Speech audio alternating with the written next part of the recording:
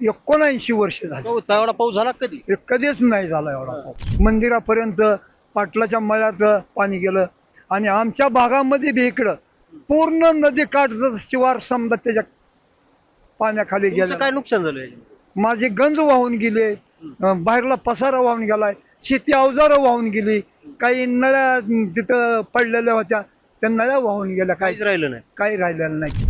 आता isakal.com आहे देशातील नंबर 1 ची मराठी न्यूज वेबसाईट. प्रत्येक अपडेटसाठी isakal.com ला नक्की भेट द्या.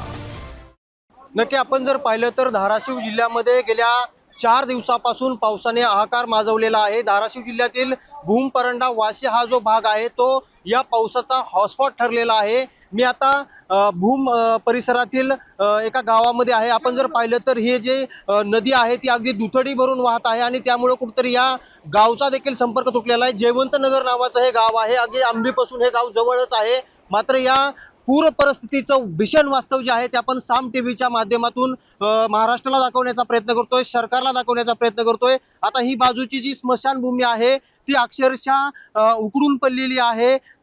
या ठिकाणी अंत्यविधी केला जातो. मात्र आता ही स्मशानभूमी देखील पूर्णपणे उद्ध्वस्त झालेली आहे. तर त्या पलीकडल्या बाजूला जर आपण पाहिलं तर अगदी झाडं देखील उकडून पडलेली आहेत. मोठ्या प्रमाणावर नदीचा प्रवाह आहे. गावाला पूर्णपणे या पाण्यानं वेढा घातलेला आहे. त्या बाजूला जर आपण पाहिलं तर अनेक नागरिक देखील त्या ठिकाणी फसलेले आहेत. गावामध्ये अनेक घरांमध्ये पाणी शिरलेलं आहे. अशी जी भीषण परिस्थिती जी आहे ती या भागामध्ये निर्माण झालेली आहे. त्याच पार्श्वभूमीवर आज शाळांना देखील सुट्टी जाहीर करण्यात आलेली आहे. तर दुसऱ्या बाजूला ज्या पुराच्या परिस्थितीमध्ये अडकलेल्या लोकांचं जे आहे ते रेस्क्यू ऑपरेशन युद्धपातळीवर सुरू करण्यात आलेलं आहे. त्या गावातील काही नागरिक देखील आपल्या सोबत आहेत. नेमकं काय परिस्थिती आपण जाणून घेणार आहोत. मला सांगा, मोठ्या प्रमाणावर पाऊस झालाय, भीषण या ठिकाणी अतिवृष्टी झाली, काय परिस्थिती सध्या? परिस्थिती फार बिकट परिस्थिती, कारण का या ठिकाणी कालचा पाऊस, परत कालच नदीला ओसर नव्हती, पाऊस कमी नव्हता, नदी दुतडी भरून वाहत होती आणि आसपासची जी घर आहेत त्या घरामध्ये पूर्ण पाणी शिरले. त्या घराच्या ज्वाऱ्या, आमच्या धान्य पसारा सगळा भिजून गेलेला आहे आणि या ठिकाणी गावात सुद्धा पाणी शिरलंय. रात्री जवळजवळ 11-12च्या दरम्यान गावामध्ये मंदिरापाशी पाणी होतं. निम्या गावामधून पाणी खाली चाललेलं होतं. लोकांचा फोन येत होता, एकमेकाला कसला संपर्क होत नव्हता आणि जनावर, शेळ्या, मेंढ्या पूर्ण वाहून गेले नदीकाठच्या आणि जनावर सुद्धा ही झाले, ती वाहून गेले. ती कधी पाऊस किती वर्षात असा बघितलाय तुम्ही? असा पाऊस 100 वर्षापूर्वीच बघितण्यात आला. हो. किती वय आहे आता? हा?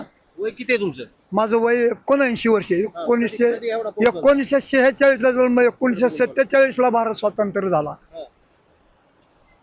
10 वर्षानं हैदराबाद स्वातंत्र्य केलं आणि मला आता 79 वर्ष झाली. एवढा पाऊस झाला कधी? कधीच नाही झाला एवढा पाऊस. हा. लय नुकसान झालंय.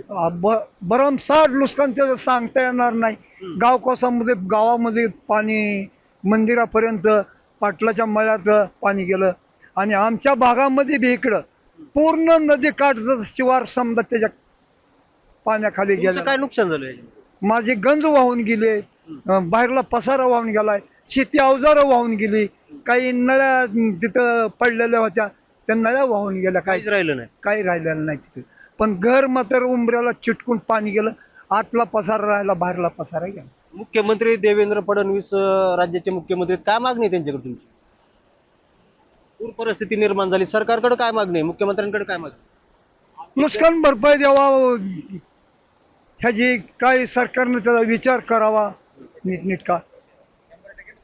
100% नुकसान द्यावा एवढीच विनंती माझी. हे जर आपण पाहिलं तर अगदी भीषण परिस्थिती जी आहे ती पूर परिस्थिती या भागामध्ये निर्माण झालेली आहे. अनेक या परंडा व भूम तालुक्यातील गावं जी आहे त्या गावाला पूर्णपणे पुराच्या पाण्यानं वेढा घातलेला आहे आणि यामुळे कुठेतरी आता प्रशासन देखील हातबल झाल्याची परिस्थिती आपल्याला पाहायला मिळते. गावं अडकून पडलेले आहेत, जनजीवन पूर्णपणे विस्कळीत झालेलं आहे. त्यामुळे आता प्रशासन देखील अलर्ट मोडवर आलेलं आहे. या जे काल पुरामध्ये अडकलेले काही लोक होते त्यांना देखील बाहेर काढण्यासाठी आज पुन्हा रेस्क्यू ऑपरेशन राबवण्यात येणार असल्याची माहिती देखील आता आपल्याला या निमित्तानं समोर आलेली आहे. महाराष्ट्रातील सर्व बातम्यांचे विश्वासार्ह व्यासपीठ सकाळच्या सर्व सोशल मीडिया प्लॅटफॉर्मला लाईक, फॉलो आणि सबस्क्राईब करा. तसंच सर्व नोटिफिकेशनसाठी बेल आयकॉन प्रेस करायला विसरू नका.